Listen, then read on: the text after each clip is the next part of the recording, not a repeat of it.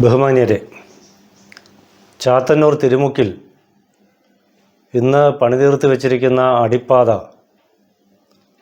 സാധാരണ ജനങ്ങൾക്ക് അവരുടെ വാഹനങ്ങൾ ഉപയോഗിച്ചുകൊണ്ടും പൊതുവാഹന ഗതാഗതം ഉപയോഗിച്ചുകൊണ്ടും എളുപ്പത്തിൽ ചാത്തന്നൂരോട്ടും അനുബന്ധ പ്രദേശങ്ങളിലോട്ടും പോകാനും തിരിച്ചു വരാനും പ്രയാസമുള്ള രീതിയിലാണെന്ന് മനസ്സിലാക്കിക്കൊണ്ട് ആ തിരുമുക്കിൽ ഇപ്പോൾ നിലവിലുള്ള അടിപ്പാത കാൽനട യാത്രക്കാർക്കായിട്ട് മാറ്റിവെച്ചുകൊണ്ട് ഒരു പുതിയ ഫ്ലൈ ഓവർ അതിന് തൊട്ട് ചേർന്നുകൊണ്ട് മൈലക്കാട് ഫ്ലൈ ഓവർ പോലെയുള്ള ഒരു 30 മീറ്ററിനകത്ത് വീതി വരുന്ന ഒരു പുതിയ ഫ്ലൈ ഓവർ അവിടെ നിർമ്മിക്കണമെന്ന് ആവശ്യപ്പെട്ടുകൊണ്ട് പരൂർ പ്രൊട്ടക്ഷൻ ഫോറം കഴിഞ്ഞ 2 മാസമായിട്ട് പ്രവർത്തക രംഗത്താണ്.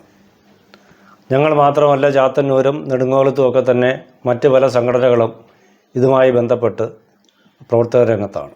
ഇതിൻ്റെ പ്രധാന ബുദ്ധിമുട്ട് ഇതിനു മുമ്പ് തന്നെ ജനങ്ങളോട് പറഞ്ഞിട്ടുണ്ട്. നമ്മൾ പരവൂരിൽ നിന്ന് ചെല്ലുന്ന വാഹനങ്ങൾ, അതും പ്രത്യേകിച്ച് അങ്ങോട്ട് പോകുമ്പോൾ എല്ലാ വാഹനങ്ങളും മൈലക്കാട് ചെന്ന് തിരിഞ്ഞ് വേണം ചാത്തന്നൂരോട്ട് പോകാൻ. കോട്ടയത്ത് നിന്ന് തിരിച്ച് പരവൂരോട്ട് വരുമ്പോഴാണ് ചെറിയ വാഹനങ്ങൾക്ക് അടിപ്പാത വഴി തിരിഞ്ഞ് വരാം. അവിടെയും ബസ്, ലോറി തുടങ്ങിയ വലിയ വാഹനങ്ങൾ ചാത്തന്നൂർ ജംഗ്ഷനിൽ ചെന്നിട്ടേ തിരിച്ചു വരാൻ പറ്റൂ. ഇപ്പോൾ ചിലർ ചോദിക്കുന്നുണ്ട്, ഇപ്പോഴത്തെ അടിപ്പാത മുഖാന്തരം അത് വരുന്നുണ്ടല്ലോ എന്ന്. ശരിക്കും അതൊരു SVUP എന്ന് പറഞ്ഞാൽ നിയമപരമായിട്ട് സ്മാൾ വെഹിക്കിൾ അണ്ടർപാസ്സാണ്.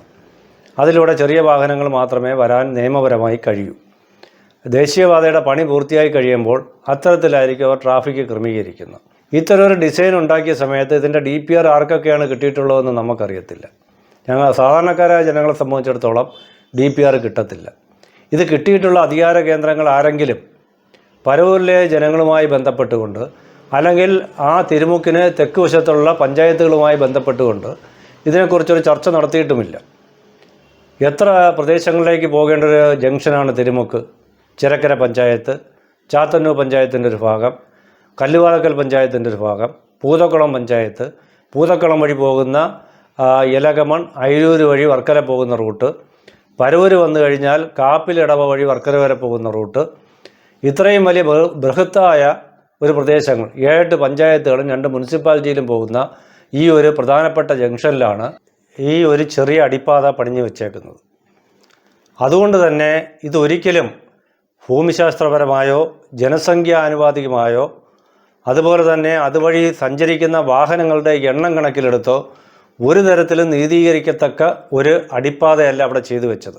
ഈ അടിപ്പാത നിർമ്മാണവുമായി ബന്ധപ്പെട്ട് 2 ഗുരുതരമായിട്ടുള്ള പെശകുകളാണ് ഉണ്ടായിട്ടുള്ളത്. ഒന്ന് തിരുമുക്കിലെ പ്രശ്നവും അതിനേക്കാൾ ഗുരുതരമായ പ്രശ്നമാണ് ഇത്തിക്കര വന്നേക്കുന്നത്. ഇത്തിക്കര എന്ന് പറയുന്നത് ആയൂർ, ഓയൂർ തുടങ്ങി ഒരു വലിയ കിഴക്കൻ പ്രദേശത്തെ വാഹനങ്ങൾ മുഴുവൻ വന്നു ചേർന്ന ഒരു ജംഗ്ഷനാണ് ഇത്തിക്കര ജംഗ്ഷൻ.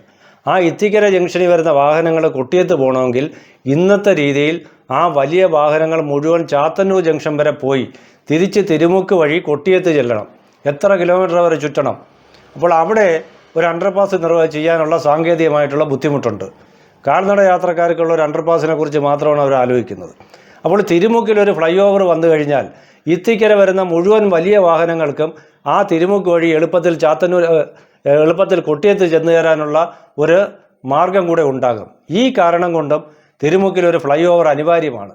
ഇല്ലെങ്കിൽ ഇത്തിക്കര വരുന്ന വാഹനങ്ങളും അങ്ങ് കൊല്ലം മുതൽ വരുന്ന വാഹനങ്ങൾ, അയത്തിൽ നിന്ന് വരുന്ന വാഹനങ്ങൾ, ഈ വാഹനങ്ങളെല്ലാം കൂടി ചാത്തന്നൂർ ജംഗ്ഷനിൽ ഒരു വലിയ ട്രാഫിക് ജാമായിട്ട് വരുന്ന 2-3 കൊല്ലത്തിനുള്ളിൽ മാറുമെന്നുള്ള കാര്യത്തിൽ യാതൊരു തർക്കവുമില്ല. അതുകൊണ്ട് നാഷണൽ ഹൈവേ അതോറിറ്റി ഈ മൈലക്കാട്ടെയും തിരുമുക്കിലെയും കൂടെ പ്രശ്നം ഒരുമിച്ച് പരിഹരിക്കാൻ കഴിയുമെന്നുള്ള കാര്യത്തിൽ ഈ തിരുമുക്കിൽ ഫ്ലൈ ഓവർ ഉണ്ടാക്കുന്നത് ഏറ്റവും പ്രധാനപ്പെട്ട കാര്യമായി ചിന്തിക്കണമെന്നാണ് ഞങ്ങൾക്ക് പറയാനുള്ളത്.